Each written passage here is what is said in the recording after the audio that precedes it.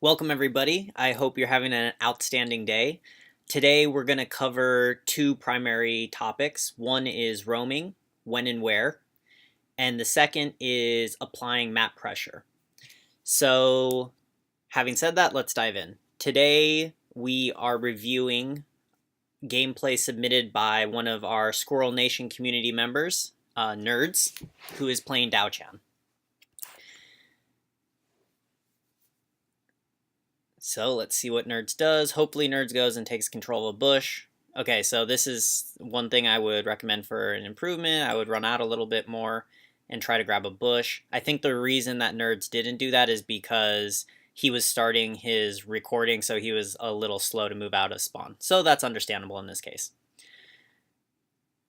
Doing great. Great micro, great trading. You notice Nerds is big time winning the trade war. So there's an interesting concept between poke and trade, and let's pause a second and talk about that. So trading is when you do damage to the enemy and the enemy does damage to you. Poking is when you do damage to the enemy and you take no damage in return. So right here, Nerds is doing a great job of poking. If you notice, Nerds is dodging a lot of Natalia's skill shots while landing his own skill shots. So if a player knows how to effectively poke, then they can get very ahead in lane. Oh, outstanding. Okay, he recognizes. Let's pause again. So right there, and I'll back up to this point, I love what Nerds did here because he's poking, he's going for the kill, right? He's about to secure the kill, okay? And then this Zuka has honestly amazing timing. This Zuka, most players in Nerd's position would just see blood in their eyes and I'm killing Natalia, I don't even care what happens. But Nerds actually disengages almost immediately when Zuka comes, so let's watch that. Bam, Zuka comes, bam. Before Zuka can land any major damage, Nerds already flashes back. In my mind, that tells me that Nerds has godly reflexes, but more likely Nerds already was thinking in his mind, I don't know where the jungler is. In case this Zuka jungle pops out of one of these side lane bushes at me, I'm going to flash backwards. So, to be clear, I want to highlight that it's always important to be aware of what could go wrong and have your plan of action already established in your mind for the worst case. So let's carry on. So far things are going great for Nerds. I would say great micro, great poking, great presence, map awareness, whatever you want to call it. Okay, so this is where I have a problem with Nerds gameplay. Nerds is sitting under tower right now and just wasting a lot of time. As a mid laner, one of your primary responsibilities is to roam across the map, roam to objectives, right? Come to Dragon, come to Spirit Sentinel, defend your jungle, steal the enemy jungle, roam for kills on either one of the lanes. But instead, when Nerds cleared the lane, you could see he was coming around to take some of his own jungle, which I will say it's valid, but it's highly unadvised until your jungle gets to level 4. So if Nerds would have taken that experience, his butterfly would not have been able to get her ultimate on time, and she would have probably struggled to gank when they need her to gank. But luckily Nerds realized that and did run back to his own lane and didn't steal the golden experience. Having said that, now Nerds is sitting under tower, applying no pressure to the map. So let's carry on and see how this goes. Another thing I should point out is another reason Nerds should be having great roaming right now is because we know that Nerds is ahead of Natalia in health by quite a bit. So even now, the Natalia's used her heal and everything, and she's still about 60% health, while Nerds is almost full health. Okay, great. Nerds is doing this is exactly what I wanted Nerds to do last time, right? Nerds cleared the wave and then immediately roamed bottom and just in time for Dragon. This is outstanding roaming.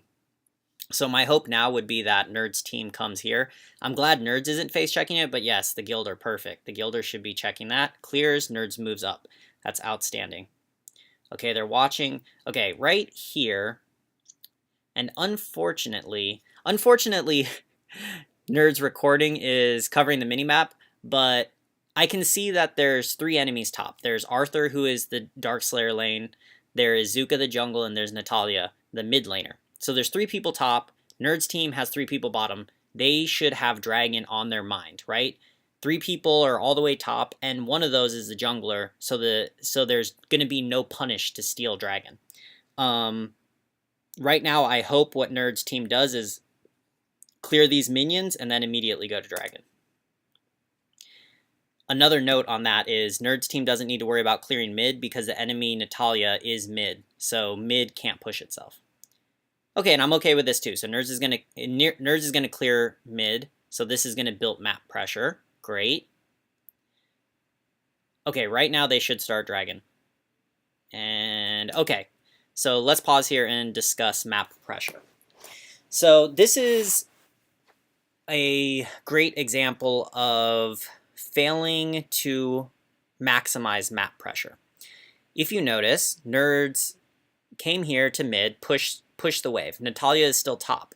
So in Natalia's mind, Natalia needs to come down mid to kill the minions, or she's going to lose a full wave of minion golden experience. Bottom, if you notice, they also cleared the wave, and it's pushed to tower right now. Another thing to notice is the next wave of minions are just coming. Okay? So in my mind, Nerds has 2 options. One is better and one is worse. Is Maganga, Nerds, and Gilder could start Dragon right now, knowing that bottom is going to be frozen and mid is going to be frozen. And honestly, by the time the bottom minions even get killed by Yorn and start to push their tower, they will have already secured Dragon. Okay? So that would be the best option. The next option would be come back to mid, clear it again to build map pressure mid to make Natalia have to come back to the mid lane.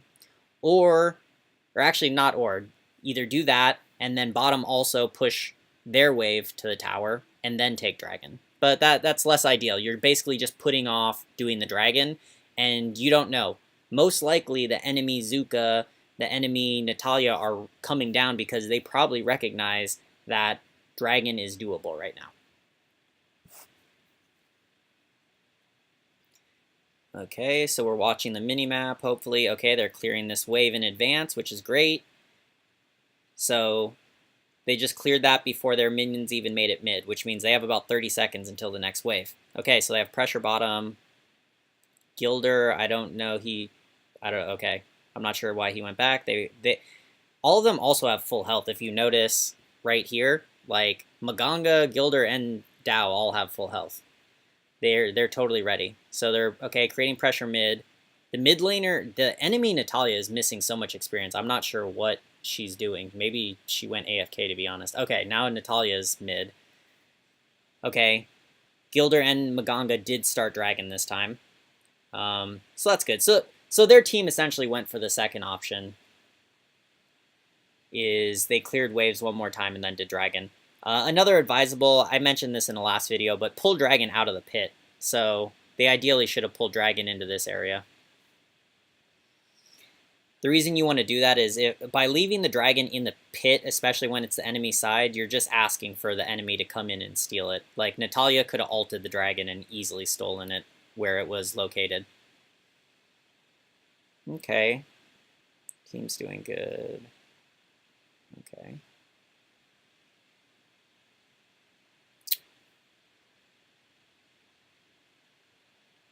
Yeah, they're roaming well. This is good.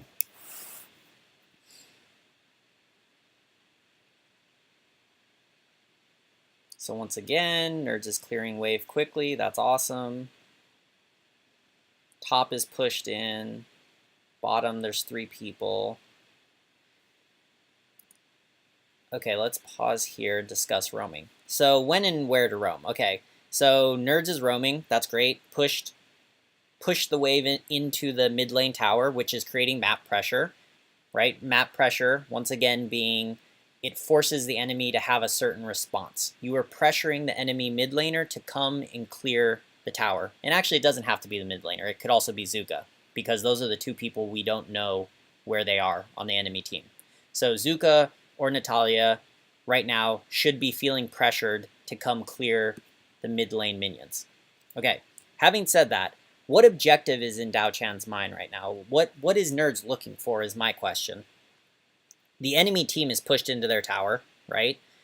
They already saw Butterfly, so they already know they're outnumbered. So let's just assume they're good players. A good player will be playing extremely safe right now, okay? So my question here, and where I would question this play, is what is Dao Chan looking for, right? To me, you have Spirit Sentinel up here. You have enemy jungle that you can go check, right? If I was Dao, I might go check, see where Zuka is, see where Natalia is. You could take these camps, right? At this time, you might want to take. You know your jungler's down here doing this situation, so then if you take these small camps, that's not that big of a deal. You just boost your gold up a little bit. Anyways, there's other options. To me, I'm not sure I agree with. I'm very happy that Nerds is roaming. I think that Nerds could improve the decision of where to roam and what to do while roaming. Okay, so right now, basically, they roam to. Nerds and Butterfly roam to secure Vision Sentinel. Or Vision Seagull, sorry. Is it great? No, but it's something, so that's good. Okay. Dragon is up in 33 seconds. I'm sure their team will recognize that. Their Zuka's still missing. Great, their Lubu starting the Spirit Sentinel. Okay. Yeah, let me go back. Here's something too. And actually this comes back to sitting under tower. Nerds definitely has a definite deficiency in Nerds gameplay is that he likes to sit under his tower. So right here, if you notice, the friendly Butterfly is going to come around and stand in this mid lane bush, okay? Because she's looking if Zuka roams down here or if Natalia comes through here to roam bottom, Butterfly setting up an ambush, okay? I think that's a great idea for the Butterfly. My question to Nerds is, why would you not go with Butterfly, right? So instead of going with Butterfly, Nerds is just going to hang out around the tower, right? So, and by doing this, when Natalia does get out of position, right, and Butterfly does jump on Natalia, Nerds is not even close to being within helpful range. So if you notice right there, Butterfly big time chunked down Natalia. If Nerds would have landed one freeze, Natalia was dead for sure. So if instead of sitting under tower, Nerds roamed with her jungle, he would have got a kill. Okay. Here's a problem. Let's pause. Nerds saw that the enemy Arthur was in this bush, right? And another thing is Nerds sees that three enemies are bottom, okay? So all 5 enemies right now, Nerds knows exactly where they are. There is Arthur in the top bush, Natalia down here, and 3 enemies bottom lane, right? And let's go back a little bit. Okay, and it was in this position, so there's 3 enemies visible bottom. Nerds just saw Arthur right here, and Natalia is here. So Nerds comes over here to position. That is not an optimal positioning, right? This is a danger area right now. You know that Arthur's here. Even if Nerds didn't see Arthur in the bush, Nerds should recognize that if Nerds looks at the minimap and say the Darkslayer lane is not there, the enemy laner is not there, then Nerds should assume, part of Nerds should say this bush is dangerous because the Darkslayer laner may be sitting inside of it. At the same time, Nerds should know that this dragon side bush is completely clear because all the enemies that could be in there are currently visible on the minimap. So Nerds positions to the dangerous side and then ends up getting punished. So bam, Nerds gets over there and yeah, Nerds is dead. Not surprising. But those are little map awareness things that definitely start to matter more and more the higher you move in rank. And if another thing you can notice is the enemy Natalia was trying to herd Nerds to the DS lane bush. If you notice, Natalia was going down to kind of block the dragon bush so Nerds would feel hesitant to go into that bush. So good job on that, Natalia.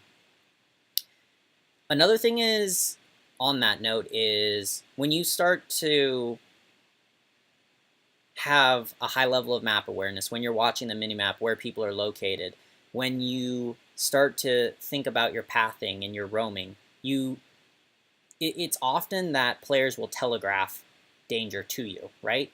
If I would have seen that right there, as soon as I saw the Natalia herding me to the Darkslayer bush, I would have realized that there is an ambush waiting there for me. Another thing you'll see is if you're in lane with somebody who's been passive the entire game, right, and all of a sudden they're getting very aggressive to you, guess what? Their teammate or teammates are there to gank you for sure. People don't just all of a sudden change their playstyle. Okay, this is risky again. Okay, let's pause here. Oh, wait. Okay. This positioning by Nerds is extremely risky. Butterfly just ran through here, so Nerds should know this bush is safe, okay? But instead of positioning over here where you know it's safe and standing in a bush where the enemy doesn't have vision of you, Nerds is standing directly in the center of the mid lane where enemies could come from this side lane bush to gank, enemies could come back around here, enemies could come back around here and kill Nerds, right? And here's the other thing, there's only one enemy currently visible on the minimap, right? Nerds doesn't know where Zuka is. Nerds doesn't know where Natalia is. Nerds also doesn't know where Arthur is. That is scary. That is, if I'm Nerds at this point, I'm like, I really need to take a very safe position. So let's see what happens. Clearing, and same thing, you're scooting up more and more, that's scary. Okay, and in this case, Nerds got lucky. So that's good. Well, it's lucky. Let's call it what it is. Okay, so we talked about, or maybe I haven't brought up this point. Another point I want to bring up is when you're clearing lane, you should be planning what you're going to do with your time, your free time to roam. Okay, an interesting fight. I'm going to pause. So let's carry on with this roaming point. So what I mean by that is, Nerds was sitting there clearing lane, right, and clearing these minions mid. When Nerds is clearing these minions mid, what should be going through his mind is, okay, let me look at the minimap. Where are my enemies? What objectives are alive, right? Sentinel right now is dead. There's both teams jungle are alive, right? My team's pushing the DS lane tower. My bot lane is pushed in. Nerd should be making all these evaluations and deciding what he is going to do as soon as he clears the minion wave. Okay? So let's go back to the point that I'm talking about. Okay, so he's just about to clear it, and Nerds decides to come DS. You can see, so Nerds clears the wave. He starts to run DS, right? He sees Butterfly and Luba, I'm assuming. He sees the tower's low. Now he checks the tower's health. And see, and then you see two enemies come, right? Zuka and Arthur come. They're fighting up there. And now Nerds cuts back to his lane. So to me, this is very confusing. So if Nerds, something happened when Nerds was around his blue buff that made him decide to turn around. And I'm not sure what that was. To me, he still should have came up to this fight. Hopefully this fight goes in his team's favor. They get the tower, they get the kills. But honestly, there was no reason for Nerds to come back to this lane, right? His minion wave is not even crossing his tower yet, right? At this point, he would have been in this fight. He would have been able to run to this fight by this point. And the fact that the enemy mid laner staying here means that his team would have had a 3v2, most likely 2 kills on an enemy and a tower, and maybe one of them would have died, right? And then Nerds would have had enough time to get back here to lane. So I'm not sure why Nerds turned around. And how that ties into planning is when Nerds was clearing the lane, he should have said, okay, I see 2 people top, I see the tower's low, I'm going to roam there, okay? The only reasons I will turn around are XYZ, right? The only reason I will turn around is if I see 3 enemies go there. The only reason I will turn around is if my team kills the tower before I get there, right? Like, Nerd should have those things planned out already so that he can just stick to the plan. Because here I can tell most likely Nerds was kind of freestyling, free-flowing, right? Like, oh, okay, I'm going to go top. And then he saw something that was a little weird, and he's like, oh, okay, never mind, I give up on top. Okay, and let's see what happens. Okay, so they traded 1 for 1. So they killed Arthur, and their jungle died. And they got the tower. So good trade for his team. So that did end up lucky. And he did heavily outplay Natalia. I'm not really going to go out over that, but that was great micro outplay of Natalia. Okay, their Lubu's doing good, pushing in the lanes. Right now, if I'm them, I want bottom tower. So they got all the tier 1 towers. They're even, Lubu already chunked the DS lane to half. So I'm really, if I was Nerds, I'd be roaming bot to try to help them push in this tower. Okay, let's pause here. Quickly, to you guys, do you think that Nerds is in a good position or a bad position? Just pause the video and think for a second. Okay? I will say in this case, it is neutral.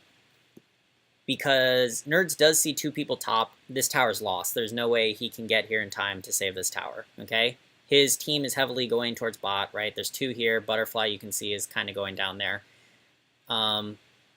He can see Yorn and L'Oreal. The problem is he can't see Zuka, right? So at this point, Nerds has not checked gold once. So he doesn't know how fed Zuka is. But I'm assuming Zuka is doing pretty good on gold, right? And that means that Zuka can annihilate Nerds, right? Like, Zuka can come out and blow up Nerds in about 2 to 3 shots. So, for me, I really hope from this point on, Nerds is being extremely careful about face-checking bushes and getting close to bushes. Okay, run straight back. Okay, yep, face-check a bush. Okay, I will tell you another thing. So, like I said, this tower's dead, right? The enemies are going to get this tower no matter what. At the same time, to our map pressure theme, the enemy has created pressure top, so they know that Nerd's team must respond to the pressure they've created top. So what really good assassins will do, Zuka, is sit in this bush. They will sit in this bush. They'll sit in the pathing route that the enemy team is going to take to relieve map pressure. Okay? So enemy team is building map pressure top. Zuka will know that Nerd's team needs to run through here to get to this area, so Zuka will set up an ambush in this area. So Nerd's just walking by all these bushes with a enemy Zuka missing is extremely dangerous. Also at this time, if you notice, Arthur disappeared, which means Arthur also may be in a bush right now, waiting. That bush, highly dangerous bush right there. Okay, thankfully, and here, let's say something very thankful. Very thankfully, Arthur is clearing this minion here and wasn't sitting in this side lane in this bush right here, right? Imagine if Arthur was here.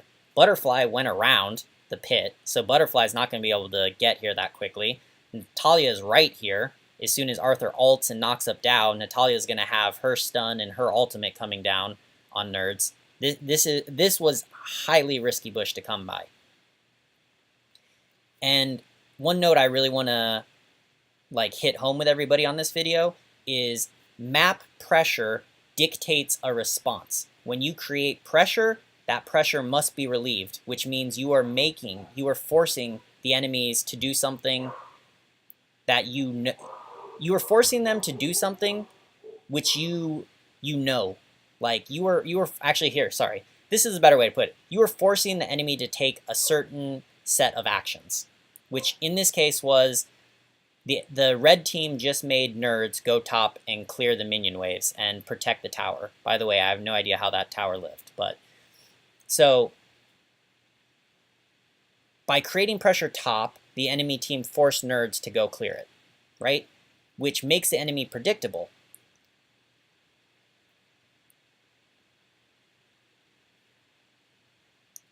Okay, and things from here, okay, I'm just going to pause to carry on. Okay, let me backpedal and explain this better. I feel like I'm explaining this poorly. The significance of map pressure is that it makes your enemies respond in a predetermined way, okay? When the enemy team created pressure top, it dictated that Nerd's team must come top to clear, right? They must come top to kill the wave. They must come top to protect their tower, right? When they do that, Nerds was sitting here mid with L'Oreal clearing the wave, okay? So in Zuka's mind, or in the enemy's team mind, they know that Dao Chan is starting here and Dao Chan needs to get here, okay? Then the enemies are thinking, how is Dao Chan going to run here while starting here? Okay, well, Dao Chan's going to come down here to the tower, cut through the jungle. That's probably the safest route. Dao Chan's going to come through our jungle, the river, come around DS. Okay, that's extremely dangerous route. Dao Chan is going to come down here to where butterflies and just run down the river. Okay, slightly less dangerous, but still very dangerous.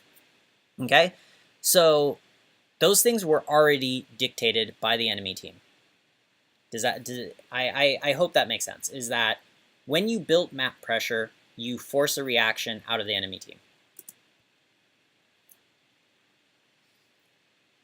Okay, carrying on. Yeah, they're just poking. Hopefully Nerds is watching the minimap right now. Okay, cool. We see more enemies. Okay, so right there, this comes down to positioning again. And I'm sure Nerds will, yeah, okay, Nerds does die.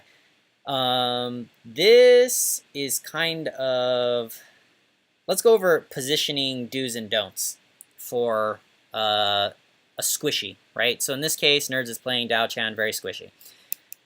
If I'm Dao Chan, I am never letting myself be in front of my tank.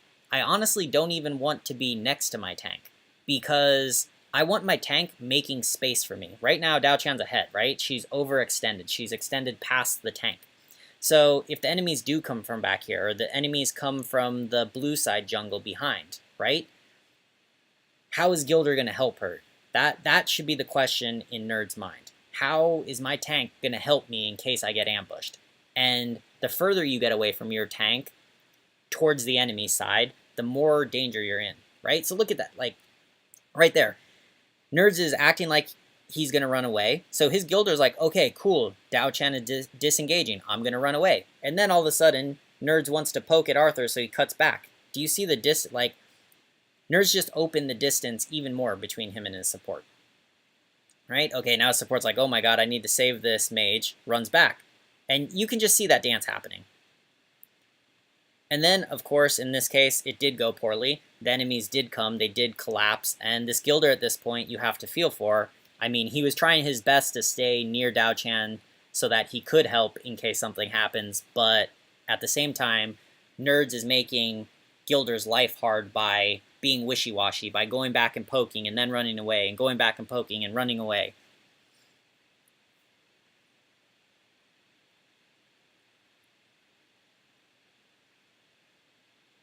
Okay, nice. And thankfully, their team collapses, right? Nerd, I would say, here gets lucky again in that Nerd's team collapses in on the enemies to push them back. Oh, I think, there we go, 10 minutes. So 10 minutes, 15 seconds. First time Nerds has checked gold. So the reason, let's get back to that. While on the gold screen, what I'm checking is who's the most fed. So if you notice 6,300 gold, the enemy's highest is 50. So Dao Chan should know that she's the most fed player in this game right now. I also look at total team gold, 23 to 26. Cool, my team's ahead, and I'm the most fed person in the game. That's what I look at in the screen. Dao Chan didn't do this till 10 minutes in, so that's definitely something that Dao Chan can improve upon. Also, to make one other note, is I would encourage Dao Chan to hit the hero stats right here and also look at the magic res, which will be right here. Because, yeah, Dao Chan doesn't really know right now how much magic resistance the enemy team is building. Okay, anyways.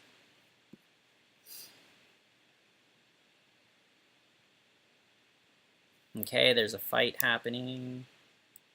So when Dao's dead, yeah, okay, good. I was about to say, when you're dead, make use of looking around the map. There's a huge team fight happening. Dao Chan should have been looking there.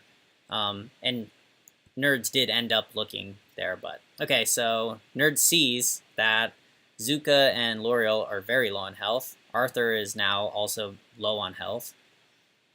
And cool, Nerds is going, oh, okay. Nerds was going up there. I don't know why Nerds stopped going up there. Okay. Okay, so Nerds does keep going. Okay, nice, and Nerds gets double kill. Awesome. So I'm not sure why Nerds stopped going up there, but that at least he finished by going. I think maybe he stopped because he was worried about mid pushing. But interestingly, his mid tower wouldn't have died if he would not have hesitated to roam top. He would have got those 2 kills quicker, and then he could have been back to mid in time to save the tower. So once again, when you roam, have your plan, right? When Diao was dead, he should have had his plan. I'm going top no matter what, right? Or I'm going top unless I see XYZ happening, and then I'll change my plan.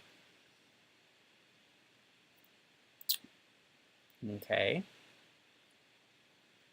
Good. Nerds is going to the team fight. Something I'd like to say here, I think Nerds is doing a very good of where to roam. I think Nerds is roaming to the right places. My major issues so far, or the things that I would recommend for Nerds to improve, is the when to roam, right? So be more decisive when roaming, come up with a plan, and then also try to never sit under a tower, right? I think we've pointed out 2 or 3 examples in this game of where Nerds was sitting under a tower when he could have been roaming. And team's collapsing, great.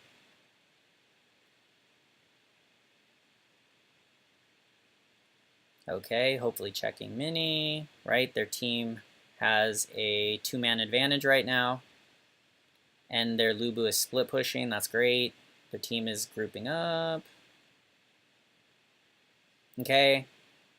This is a minor thing, but Nerds could be sideswiping to check Zuka and Arthur's health right now since they're visible on the map. Good, they get another kill. Same thing. Nerds, just a minor improvement would be swiping to check health. Okay. Nice. Looks like they're going to get... Nope, okay. So now they have a 3-man advantage.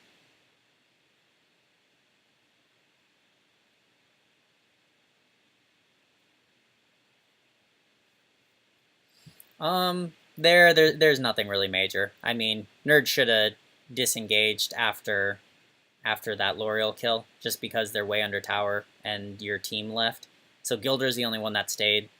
That's a minor thing. Nice. Okay, so it looks like the enemy's team is basically falling apart at this point. They're starting to trickle into team fights, which is never a good thing. And they're also way behind in gold, and they're picking fights, which is also not a good thing.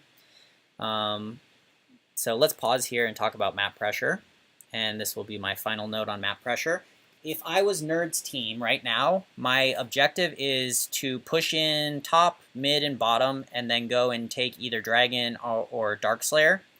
The reason you're pushing them in is to create pressure top, create pressure mid, create pressure bottom, so that the enemy team has to split up to relieve pressure by killing the minions on all the different lanes. And while they're relieving pressure, you're getting a free Darkslayer or a free Dragon. And in this case, I would take Darkslayer because they're having issues getting high ground towers, and Darkslayer can help them do that, right?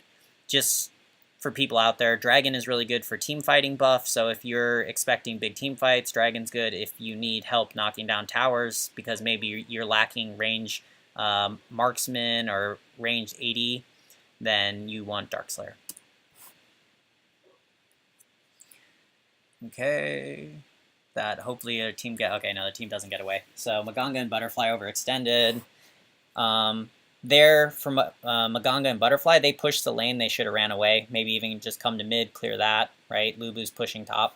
So they just overstayed, which, yeah, that happens all the time.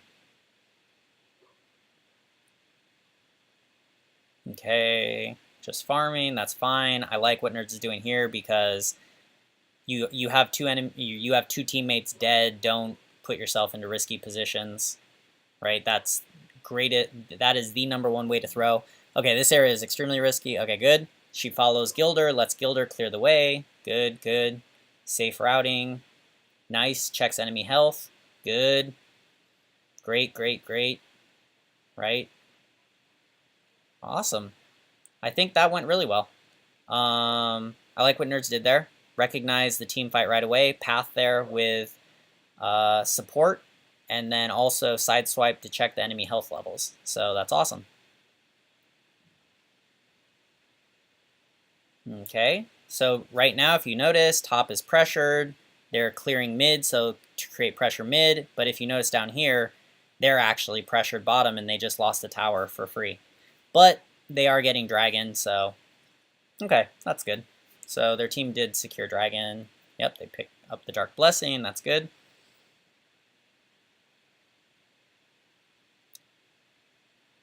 Butterfly is being very risky here in the enemy jungle because all the enemies just rezzed.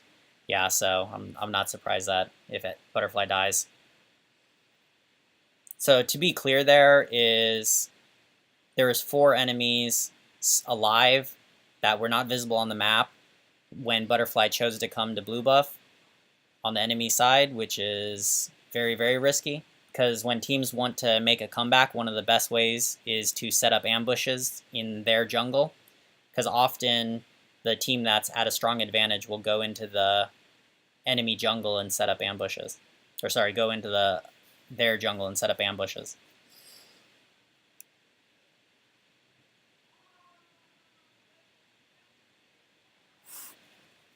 Okay, fight happening.